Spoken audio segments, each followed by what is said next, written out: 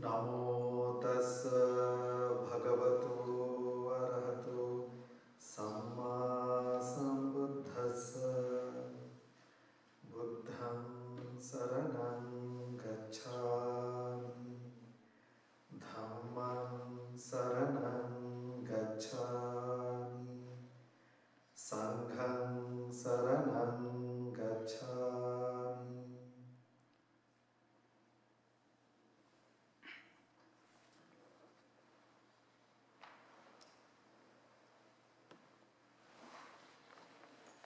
Venerable Bhikkhuni Santusika and my dear friends, Upasakas and Upasikas. Thank you very much, Mahabodhi, for your introduction and Jack for welcoming to this wonderful evening today. We are all very fortunate to be seated here in this world of Dharma.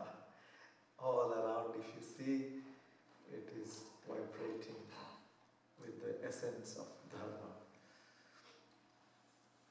It is indeed a great, rare opportunity when we come together, sit together, practice together, learn together the Dhamma.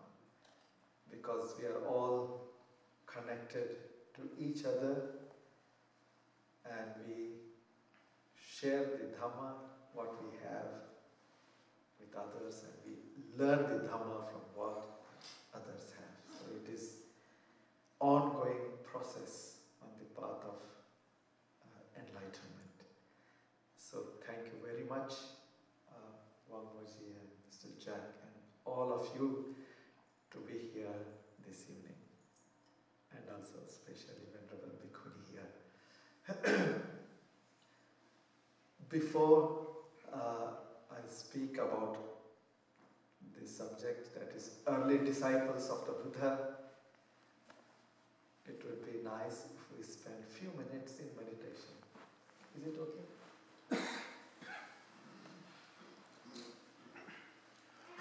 I will guide you with meditation. Just a few minutes, not a long one.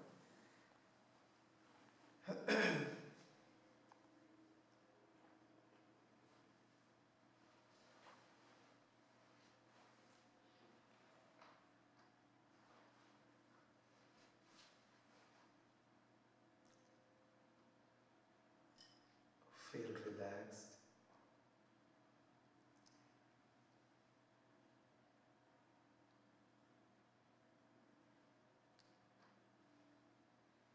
Smile.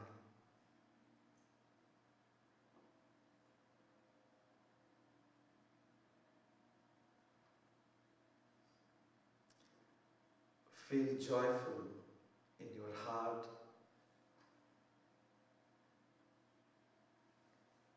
Visualize your smiling face.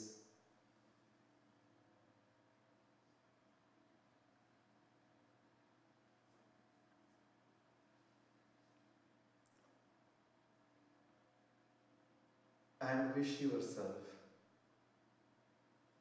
may I be peaceful and happy.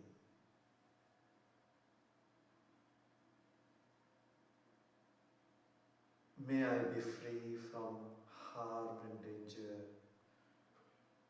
fears and worries, problems.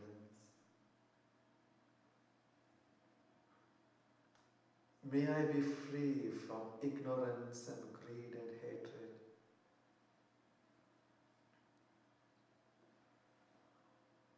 May I enjoy good health and peace of mind, and grow in wisdom and compassion.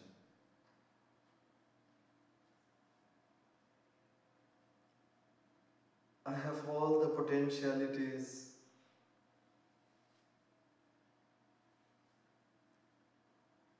of attaining the full enlightenment. May I keep growing on the path of enlightenment. Fill up your heart with joy.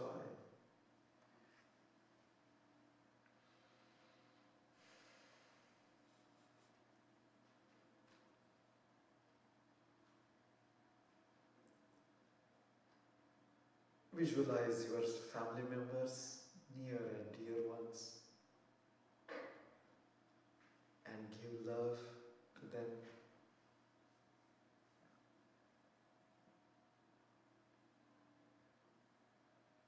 May my family members be peaceful and happy, be free from sufferings.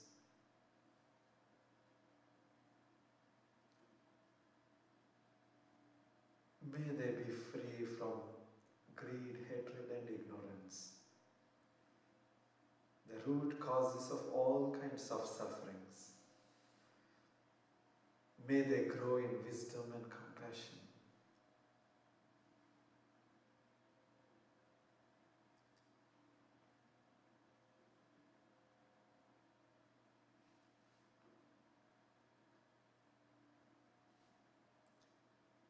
Feel that your love is touching them.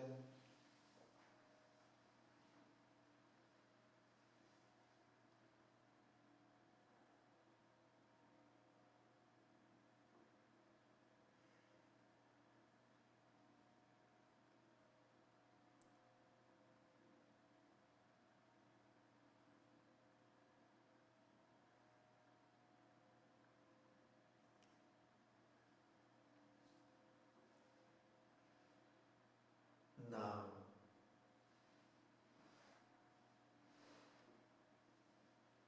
visualize your friends, just 2, 3 or 4 of your friends, and give this compassionate love, metta. May my friends be peaceful and happy, be free from sufferings.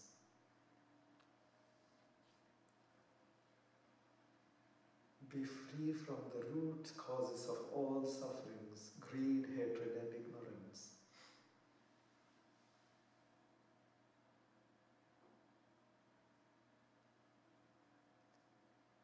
May they develop in wisdom and compassion and bring happiness to themselves and to the world. May my friends be peaceful and happy.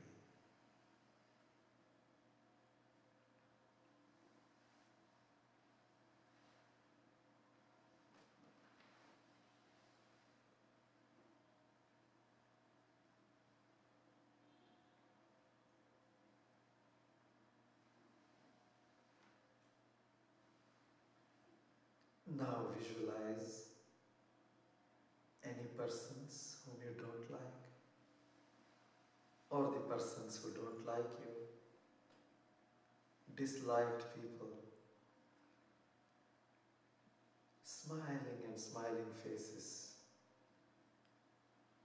Visualize and you also keep smiling, and with your heart full of love and compassion, wish may these people also be peaceful and happy.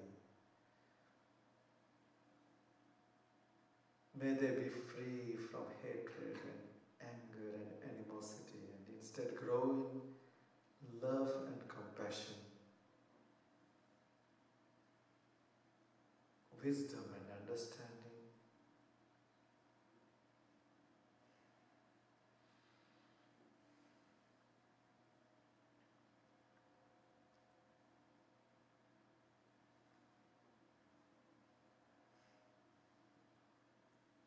Now visualize this beautiful Dhamma hall. All of us sitting here. Now spread your love throughout this hall. May all of us sitting here be peaceful and happy. May we grow in Dharma. On this great path of wisdom and compassion.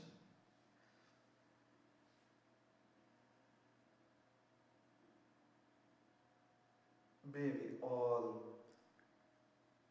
be free from sufferings. Now expand and spread your love in the surrounding areas. Expand and expand to whole of Berkeley. May all people in this city be peaceful and happy.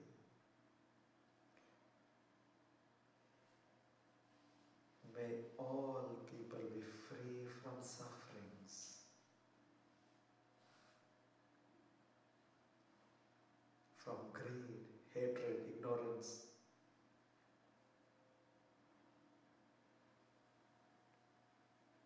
May they grow in Dhamma, wisdom and compassion.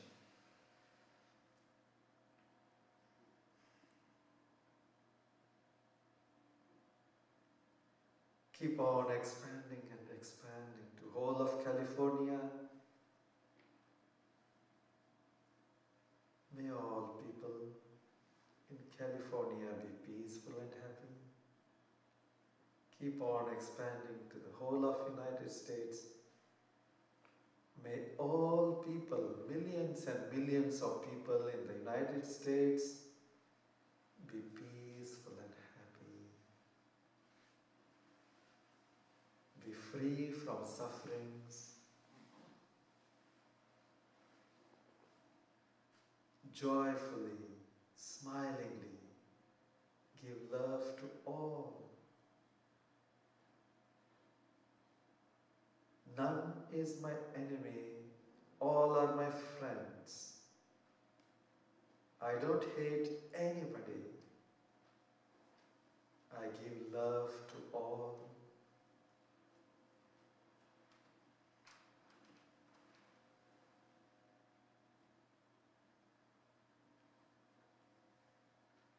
Expand to other parts of the world, whole of North America, South America, Europe, Africa, Asia and Australia.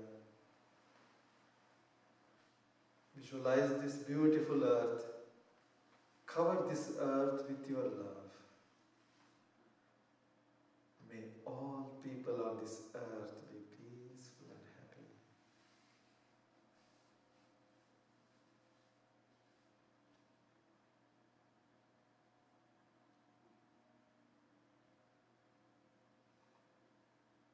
May they be free from sufferings.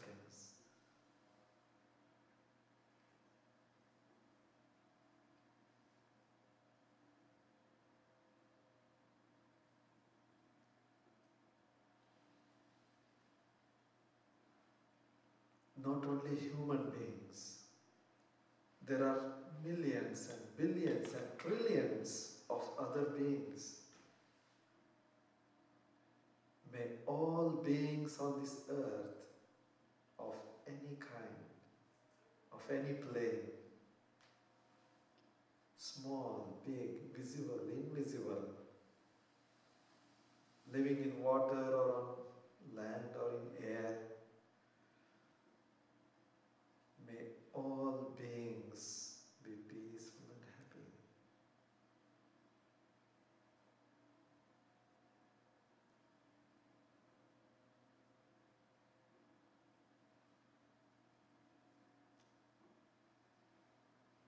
And now expand to whole of universe.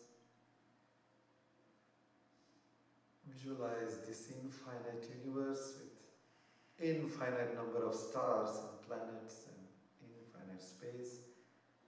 Expand your love, compassionate love, throughout the universe. May all beings in the universe be peaceful and happy.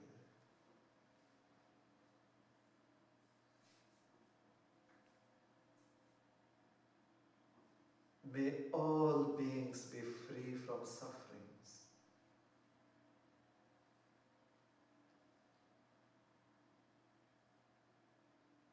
May all beings grow in wisdom and compassion and attain the ultimate freedom and bliss of Nibbana, freedom and bliss of enlightenment, free from all sufferings.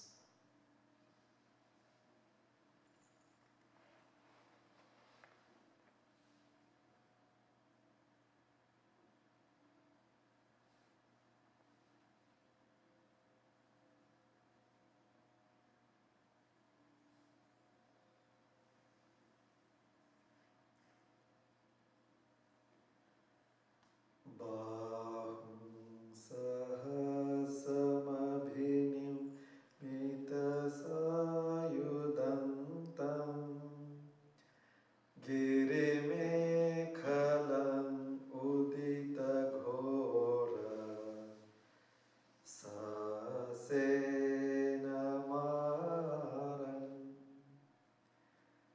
dhanadi dhamma vidhina Jitava munindo tante jasa bhavatu te jaya mangalani.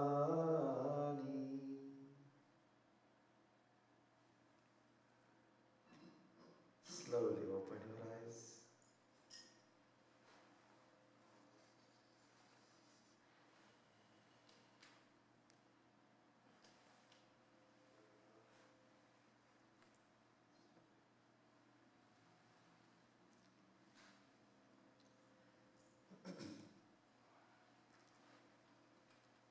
That was metta meditation we did.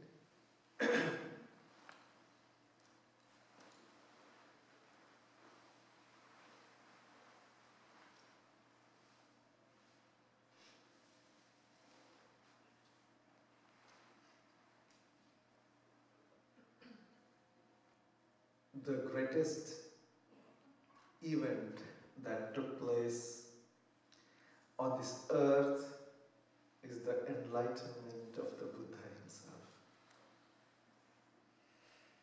In Bodh Gaya, under that holy Bodhi tree, which is the symbol of enlightenment for thousands of years, where we go again and again to remember this great achievement of Gautama, the Buddha. And another greatest event that took place is the expression of this enlightenment as compassion. Compassion for all beings by this enlightened master. And he started teaching the Dhamma. He started teaching in Sarnath and went on for 45 years. Till the last breath in Kushinagar, laying in between these sala trees. In the last moments, these are last minutes, and a person comes by name Subhadra, and he requests Venerable Ananda, the personal assistant of the Buddha, oh, I want to meet the Buddha. And Venerable Ananda says, oh, enough. Now, this is the time that he is going to pass away very soon, and he is exhausted. Let him rest. But the Buddha said, he overheard and he said, oh Ananda, let him come. And he came and he asked the questions, and the Buddha answered, and he became the last disciple in the lifetime of the Buddha himself.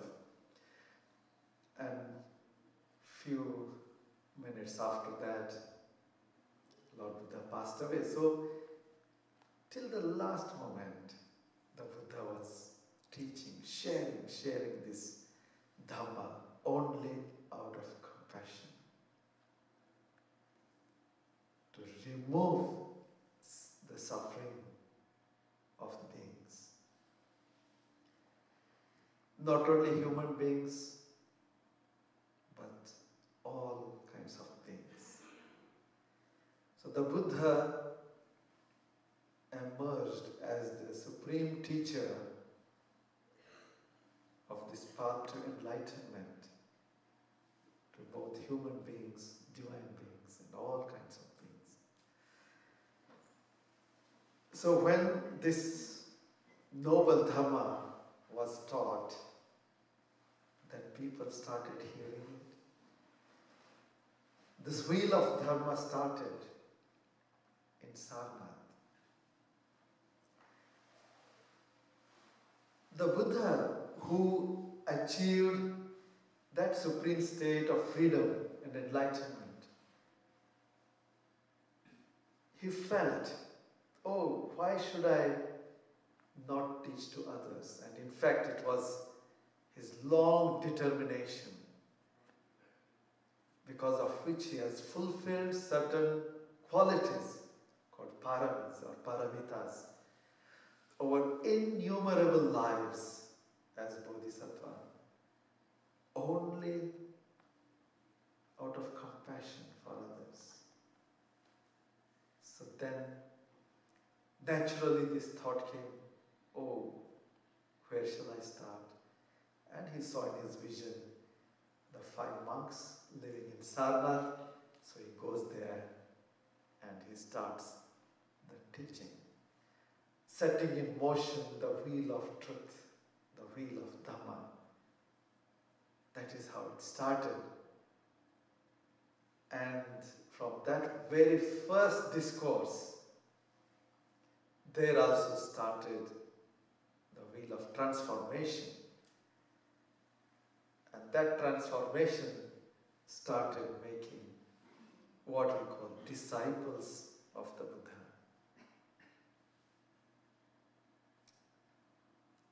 There are 2 kinds of disciples.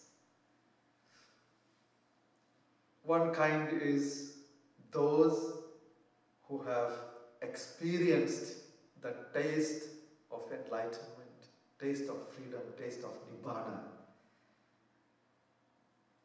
And the other group of disciples who have not yet tasted, but they are convinced and they are trying to achieve that.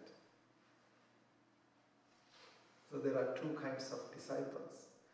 So those who have tasted this taste of enlightenment at different levels, 4 different levels, they are called Arya Sangha. Arya Sangha. Sotapanna, Sagadagami, Anagami, and Arahants. Different states of enlightenment.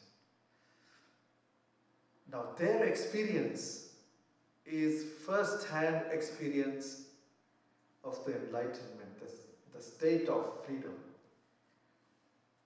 So nothing can shake them, nothing can revert their experience, their attainment. What a wonderful attainment. And this started from the very first discourse. And out of the 5 monks sitting in front of the Buddha, Venerable Kondanya, he became Sotapanna, the first stage of enlightenment. That means he has directly experienced. He understood what the Buddha was teaching directly. So that is what made him the first disciple.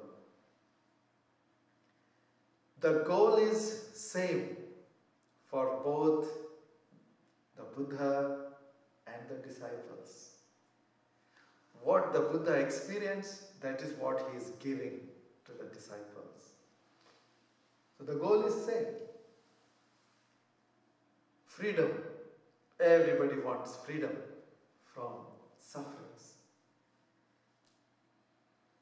The more and more we understand the nature of life, the nature of how we get caught into different complications, and as we go deeper and understand the nature, how we are getting caught up, not just for short time, but for a long time, then this wish to be free from these sufferings becomes more and more stronger.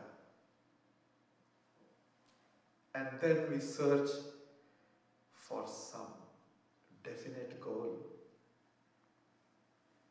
And searching this goal, we come across this enlightened teacher.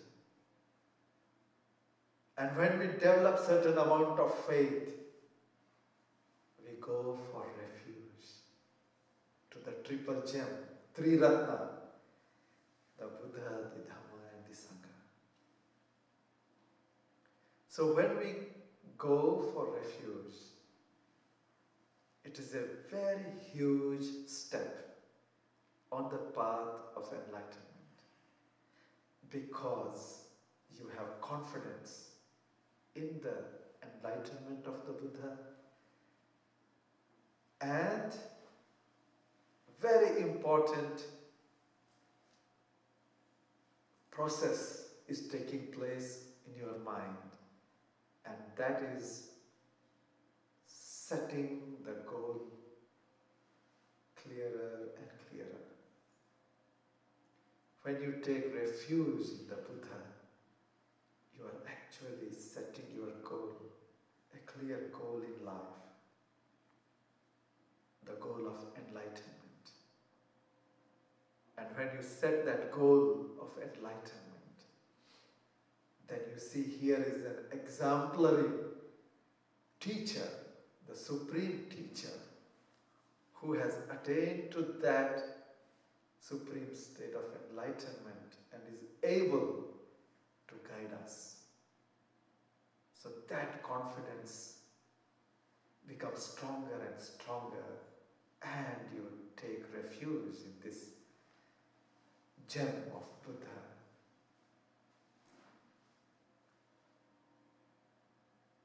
Similarly, when you take refuge in the gem of Dhamma, another clarity develops in your mind. Not only the goal is getting clearer and clearer, but the path to that goal, to enlightenment, starts becoming clearer. Oh, here is this noble path, taught by this noblest person. So I take refuge in this Dhamma, this path of enlightenment, path of purification, path of growing in wisdom and compassion.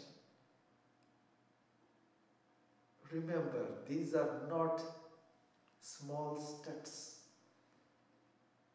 They are huge steps in our long samsaric existence. And similarly, we take refuge in the Sangha. And this Sangha is made up of these enlightened people. Sotapanna, Sagadagami, Anagami and Arahants. Those who have tasted enlightenment. What kind of wonderful personalities they are. Living examples. Not only they have lived, they have experienced, and by their experience and attainment, way, Dharma is there in the scriptures, and coming to life. And these are the exemplary individuals, beings, whom we call Sangha. Who else can guide us better than them? So we take refuge in the Sangha. That means we also want to be like them. So going for refuge becomes such an important spiritual act, spiritual progress. Things become so clear with these three refuges. So anyone who takes these three refuges, they become disciples of the Buddha. And among them, there are these enlightened disciples and others who are seeking and practicing and trying to experience. So in the time of the Buddha, from the time of the Buddha, this process of enlightenment started. This process of understanding started. Thousands and thousands, millions and millions of people became followers of the Buddha.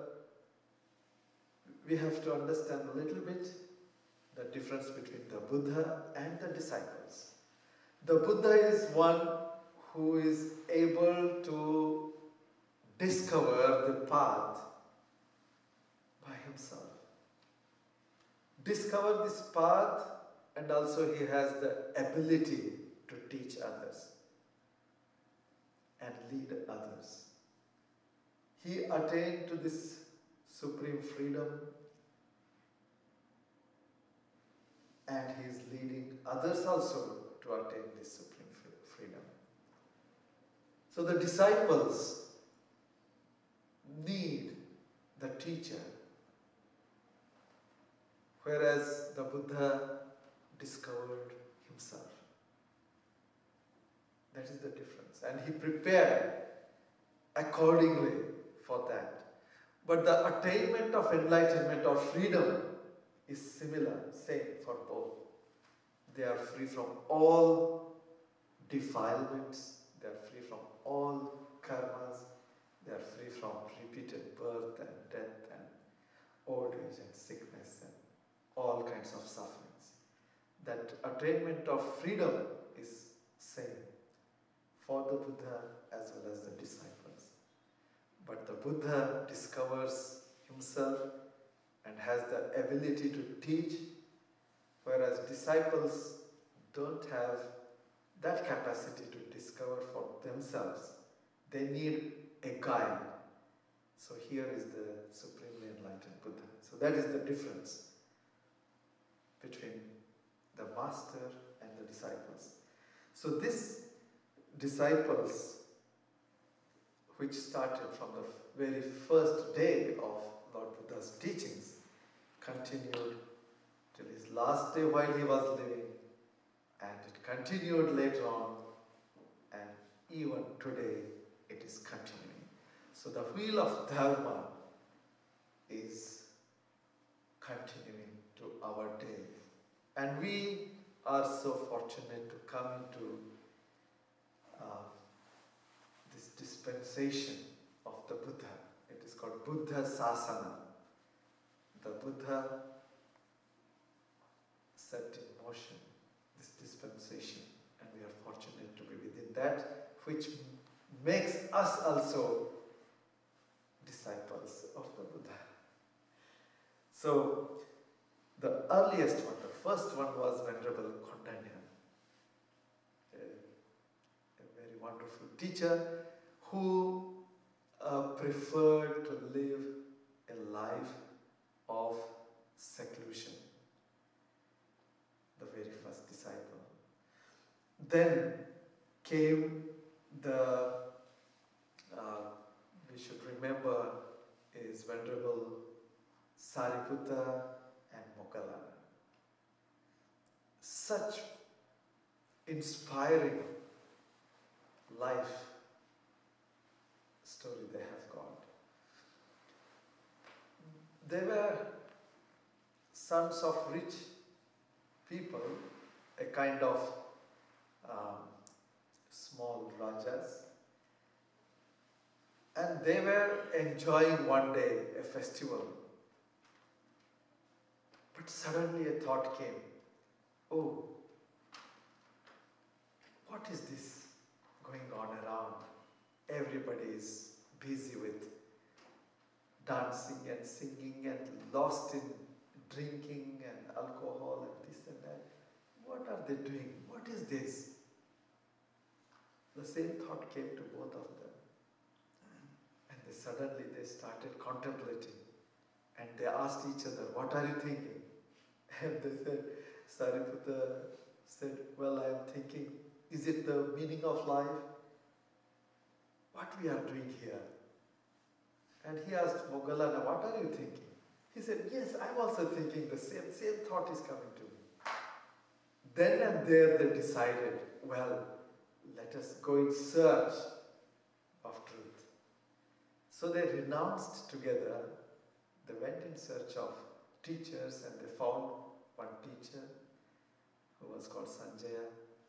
But they were not satisfied. They achieved what he taught. And later he could not lead further. So they were looking for teachers and they met Venerable Sariputta met Asaji, and that is how he was transformed by this Venerable Asaji, one of the first 5 monks who is now enlightened Arahant.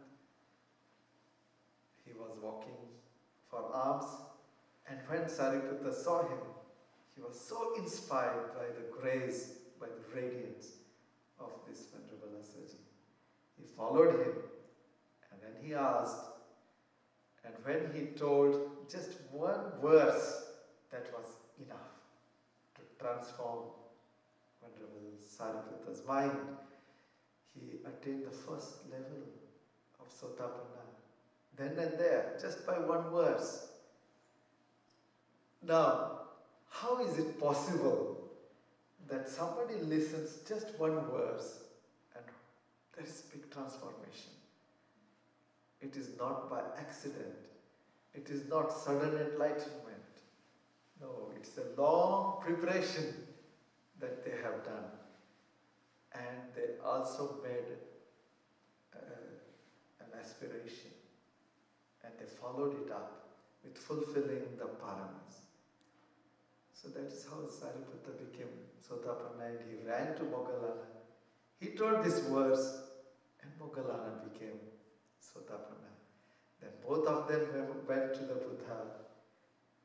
The Buddha, seeing them coming nearer and nearer, he announces, oh, here are these 2 wonderful people coming. They will be chief disciples. And they came, they asked for refuge, and then they asked for ordination. They became monks. They became enlightened arahants. And these 2 were announced by the Buddha as chief disciples.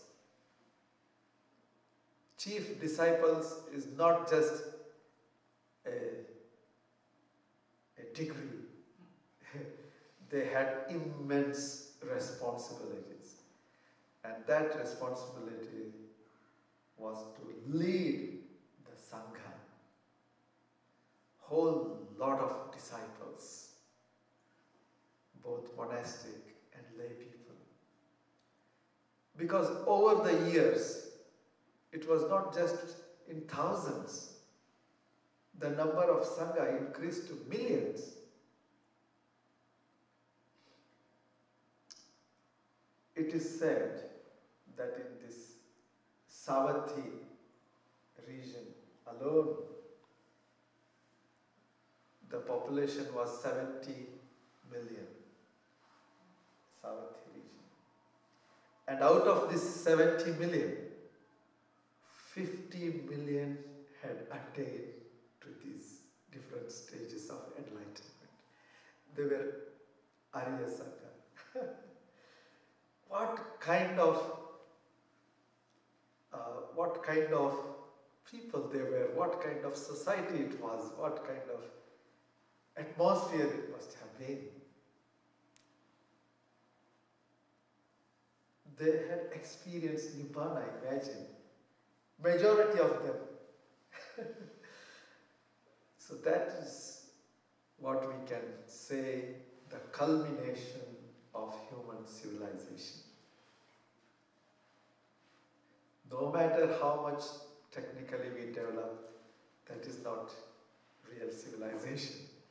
The real civilization is when we develop our mind and take to that level. So when they attain to these levels, they are true disciples. In a sense, they are true disciples of the Buddha, which nobody can change.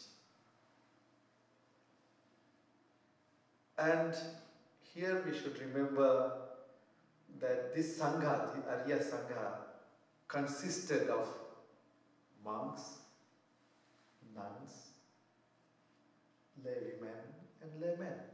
All the four. It was not just monastics, both lay as well as monastics.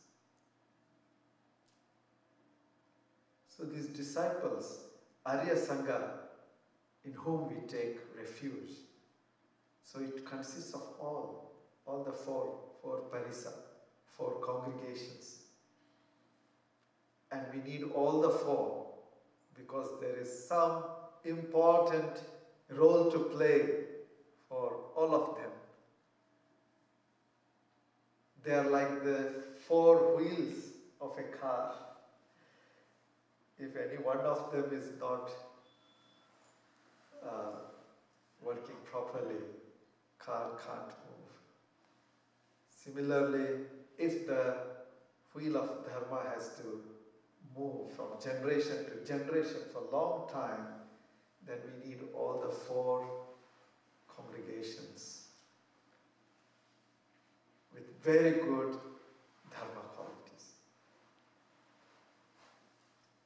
Now, that was the story of Savatthi region. And imagine, out of so many millions, you can imagine how many were monks and nuns and so many people. And who are the people who led them? It was such great disciples. Like the chief disciples, Venerable Sariputta and Moggallana, Venerable Moggallana, they were leading this Sangha. And then I should tell some of the names of the disciples whom Lord Buddha has announced and given them a kind of high title, high respect by Lord himself, which means something very important. And these attainments that these disciples have achieved is because of their aspirations. Long time back, they met a Buddha, and in front of that Buddha they saw a disciple doing this special work or that special role, and then they aspired, oh, what a wonderful thing to be like this. May I also become like this? And then they went to the Buddha and expressed their desire, and the Buddha blessed them. And after millions and millions and millions of lives of practice, they attained. Now they became fully enlightened arahants, and they played their roles, different roles. So, for example, Venerable Sariputta was only next to the Buddha in wisdom. Venerable Moggallana was very next to Lord Buddha in psychic powers. And Venerable Mahakassapa, another wonderful personality. Each one of their life story, if we hear, it will be electrifying. Our hairs will stand up. Such is the dedication, such is the marvelous situation they have come through. Venerable Mahakassapa was great in Dhutanga practice, means some very severe practices like living in forest, living under a tree, just eating from the alms bowl, or just taking one meal a day, or just spending time in sitting position, or renouncing the position of laying down, and such some special severe practices he undertook, and he was an example for that. And that tradition has continued even to this day. There are people who are following this day and achieving and attaining the results.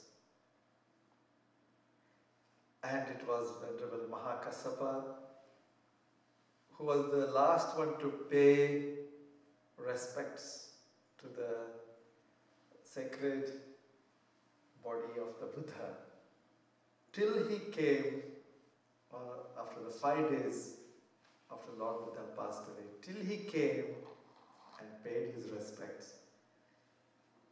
The fire did not catch the body, the cremation could not be done. So that was the honor he had. Then there was Venerable Anuruddha, one who was greatest in developing what is called divine eye. It is a very great power of the mind to see things in the universe, to see different planes of existence and different kinds of living beings and their background and many, many things. Only next to the Buddha was this great Venerable Anuruddha, who was, when Lord Buddha attained this Mahaparinibbana, last minutes, last moments, Lord Buddha went from normal stage to first jhana, first level of concentration, second jhana, third, fourth, fifth, sixth, seventh, eighth, and then he went into what we call the state of cessation, the state of Nibbana, experiencing Nibbana here and now. So that he used to enter. The Buddhas and the Arhats, they can enter into that state and remain in the state of Nibbana, while still the body is alive. So Buddha attained that. Then others thought, oh, Lord Buddha has passed away. But then Venerable Anuruddha announced, no, he is in state of this cessation, because he could see that. Then Buddha came down back from that to 8, 7, 6, 5, 4, 3, 2, 1. And again Buddha raised his consciousness from 1, 2, 3, 4. And in fourth level, he passed away into Nibbana. Now all this was another great event that can happen only one time in the dispensation of the Buddha, and that was Anuruddha Bhante who was looking at that. Then there is really a whole lot of list. It is even, we should feel fortunate to hear the names of these disciples, because these are the ones, like, they are the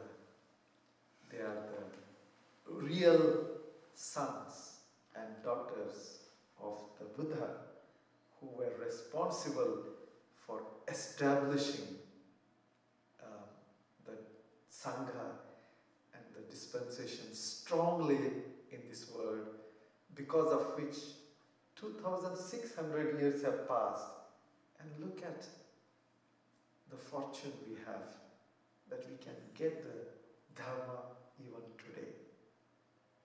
It is because they have worked. It is because they have put the foundation. And they made the whole system to roll on and on without interruption. So these are called the Theras. Thera means the elderly